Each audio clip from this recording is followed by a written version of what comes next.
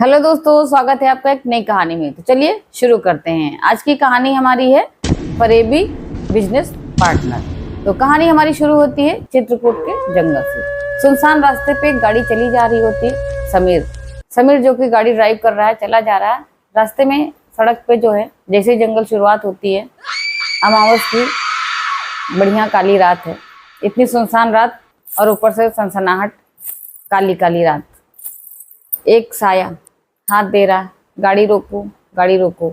लेकिन वो चूंकि इतनी स्पीड में जा रहा है, उसको कुछ आगे पीछे वो देखता तो है कि एक साया खड़ा हुआ है, एक महिला खड़ी हुई है एक बच्चे के साथ में, और गाड़ी अचानक से उसके ऊपर से गुजरती हुई चली जाती है। जब भी उसको ख्याल आता है कि मैंने किसी का एक्सीडेंट कर दिया, उसकी गाड़ी के एक शीशे पे सब खून ही खून दिखाई पड़ता।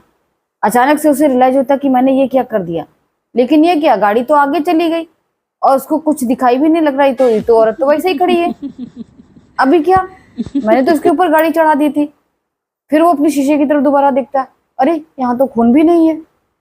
इधर देखता है, उधर देखता है। तुरंत फोन निकालता है, अपने दोस्त को फोन लगाता है।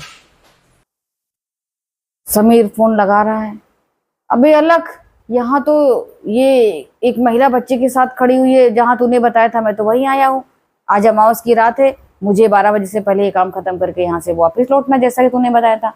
तो कहता अभी तू वहां कर क्या रहा था, तुझे नहीं पता है वहां पे साया और इस तरीके से सब रहते हैं, आत्माएं आज के दिन तो बहुत घूमती रहती हैं, तुझे अपना काम करना है और निकल लेना चुपचाप। तो वो फोन रख देता, कहता भाई ठीक है, मुझे नहीं, बिल्कुल नहीं सुनना। वो फिर किसी की तरफ नहीं सुनता है, सीधे वो अंदर जंगल में पहुंच जाता है जहां उसे पहुंचना होता है। उसके दोस्त ने बताया था, दोस्त भी है और बिजनेस पार्टनर भी है, उसने बताया था कि तुझे सीधे अंदर जाना है जंगल में, और एक वहां पे बहुत पुराना एक चबूतरा है, वहां पे लगा हुआ है पीपल का पेड़। जो पीपल का पेड़ है, वहां तुझे जो है, जो चीजें मैंने बताई है वो जाकर के तुझे चढ़ानी है और वापस से चले आना है। ये सब चीजें तुझे 12 बजे से पहले पहले कर लेनी है। पूजा खत्म करके तुझे वापस आ जानी है। तो जाता है, एक थैला लेता है, वहीं पे चबूतरे के पास पहुंच जाता है और देखता है कि पीपल का पेड़ तो वाकई बहुत बड़ा है, जैसा कि मेरे दोस्त सालक ने बताया था।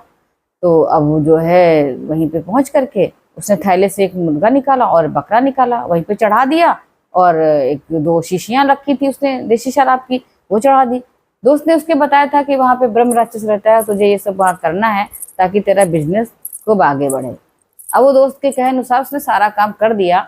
करने के बाद जो वापस लौटता है, उसी रास्ते से आकर के जब वहीं पे पहुंचता है जहां उसे एक महिला और बच्चा टकराए थे, थोड़ा सा आगे निकलता है, लेकिन उसे वो महिला और बच्चा नहीं दिखाई पड़ते हैं। 11:15 के आसपास टाइम रहा होगा, आगे निकल के आता है। फिर फोन करता है कि भाई अलग, मैंने जो तूने बताया मैंने सारा कर दिया है, और वो चला आता है। वो जो वहां पे वापस आता है और अपने घर चला जाता है, इधर जो है ब्रह्म राक्षस जो है पेड़ से उतर के देखता है नीचे कि ये क्या, बहुत तेज से गुस्सा होता है कि मेरी और मूर्ति के सामने ये किसने क्या किया है। इतनी तेजी से गुस्सा होता है कि चिंघाड़ना शुरू कर देता, बहुत तेज से आवाज आती है, चिंघाड़ता है कि ये क्या, मैं तो ये सब चीजें नहीं मतलब लेता हूँ, और मुझे ये क्या दिया गया है। इतनी तेज से चिंघाड़ता है कि अलग जो है बताता है कि ये करो, और समीर ने कर दिया है। समीर को कुछ पता भी नहीं कि मुझे ये करना चाहिए कि नहीं करना चाहिए।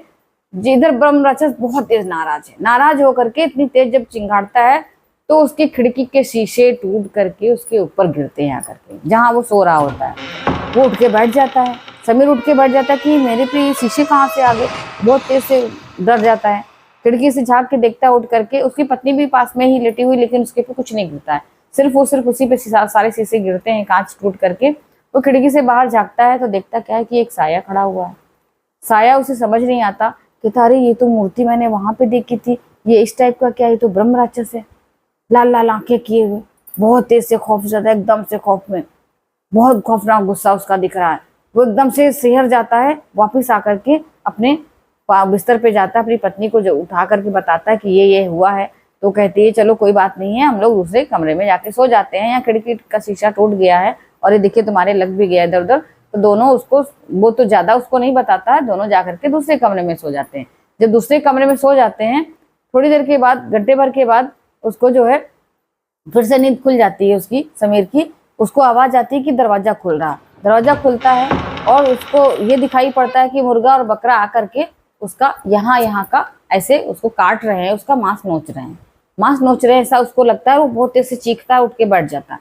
जब उठ के बैठ जाता है तब तक सुबह हो जाती है। उसकी पत्नी कहती है क्या हो गया, तुम क्यों चीख रहे हो? तो वो कहता है वो देखो मुर्गा आ रहा, वो देखो बकरा आ रहा, मुर्गा चोंच मार रहा, बकरा ये देखो मेरे को दांत से काट रहा, ऐसे उसको लगता है। लेकिन उसकी पत्नी को तो कुछ दिखाई नहीं पड़ता, वो सब तो उसी को दिखाई पड़ता है कि दरवाजा खुला है, वो सब आए हुए हैं और मेरे को ऐसे से नोच रहे हैं बहुत तेजी से, और वो खूब चिल्लाए जा रहा। ये चिल्लाहट तो उसकी सुनाई पड़ती है और दिखता क्या है कि यहाँ का मांस निकला हुआ, यहाँ का मांस निकला, इस तरह से वो बहुत तेज से चिल्ला रहा। फिर वो बहुत परेशान हो जाती है, उसको शांत करवाती है और एम्बुलेंस बुलाती है, उसको हॉस्पिटल ले जाती है। हॉस्पिटल में भर्ती कर लेते हैं डॉक्टर, उसका इलाज होता रहता है। पत्नी उसकी थोड़ा सा काम से बाहर इधर निकल के आती है रूम से, और अटेंडेंट लोग वहां पे बैठे हुए हैं। इधर जो है समीर भागता हुआ वहां से आता, सीधे पहुंचता है अपने दोस्त अलग के पास में। अलग के पास पहुंचता है, कहता है कि तुमने क्या मुझे बताया था कि जाओ वहां पे मुर्गा और बकरा चढ़ाओ जा करके, ब्रह्म राक्षस जो है खुश हो जाएगा और जो है बहुत तरक्की देगा, मेरे घर पैसा ही पैसा बरसेगा और मैं बहुत अमीर हो जाऊंगा। मेरा जो ये बिजनेस है बहुत मतलब पूरी दुनिया में मैं फेमस हो जाऊंगा, नंबर 1 बिजनेसमैन बन जाऊंगा। तो जो उसका दोस्त होता है, बिजनेस पार्टनर जो होता है, वो इतनी भयंकर हंसी हंसता है और कहता है तू पढ़ा लिखा होकर के भी बेवकूफी करता है, तुझे नहीं पता है कि ब्रह्म राक्षस ब्राह्मण कुल का है, उसको तूने मुर्गा और बकरा और देसी दारू चढ़ाया, वो जो छूता तक नहीं है, वो तुझसे नाराज हो गया। और पता मैं क्यों ऐसा किया, मैंने कंपनी में इतने सारे घोटाले किए हैं, फरेब किए हैं, तुझे पता ना चले और तेरे सारा प्रॉपर्टी और बिजनेस मेरे नाम पे हो जाए, क्योंकि मेरे पास भी कुछ पावर है, तेरे आधे शेयर तो है ही हैं, मैं पूरे शेयर तेरे अपने नाम करना चाहता था और तुझे मारना चाहता था, लेकिन मैं सामने से तो तुझे मार नहीं सकता था, इसीलिए मैंने जो है तुझसे ये कहा कि तू ये कर, और तू थोड़ा मेरे लालच में फंस गया और ये कर बैठा। अब ब्रह्म राक्षस तुझे छोड़ेगा नहीं, तू ऐसे ही खत्म हो जाएगा और सारी प्रॉपर्टी बिजनेस जो भी है सारे शेयर मेरे नाम पे आ जाएंगे। अब वो उस पर बहुत तेज से गुस्सा होता है कि तूने ऐसा क्यों किया, तूने ऐसा क्यों किया है। और वो इतना कह के जो है सीधे गाड़ी अपनी निकालता घर जा करके और जाता है वही चित्रकूट के जंगल वापिस उसी चबूतरे के पास, और जाता है रो रो के ब्रह्म राक्षस से माफी मांगता है कि हमें माफ कर दीजिए ब्रह्म राक्षस जी, हमें माफ कर दीजिए, मुझे नहीं पता था कि ये होता, मैं अपने दोस्त के बहकावे में आ गया था और आप मुझे माफ कर दिए, नहीं तो मैं सर पटक पटक के यहीं अपनी जान दे दूंगा। और वहीं पे वो सर पटकने लगता। ब्रह्म राक्षस को दया आ जाती है कि ऐसा ये क्यों कर रहा है, लेकिन तब तक दया आती, क्या देर हो जाती है। ब्रह्म राक्षस कहता है कि तू अब नहीं बचेगा तो नहीं बचेगा, कुछ भी कर ले, तूने गलती की है तो उसकी सजा भुगत, लेकिन मैं छोड़ूंगा उसे भी नहीं। और ब्रह्म राक्षस जो है वहां से उतर करके कहीं चला जाता है। इधर उसकी जो है मौत हो जाती है, वहां पे समीर की मौत हो जाती है। तो थोड़ी देर के बाद उधर उसके दोस्त अलग के पास फोन आता है कि चित्रकूट के जंगल में पीपल के चबूतरे के पास तुम्हारे एक मित्र की लाश मिली है, और वो आइडेंटिटी उसमें जो है उसके पास कार्ड मिला है, उसमें तुम्हारा भी वो है, तो प्लीज आप आकर के चेक कर लीजिए क्या ये आपके दोस्त हैं, आपके पार्टनर ही हैं ये।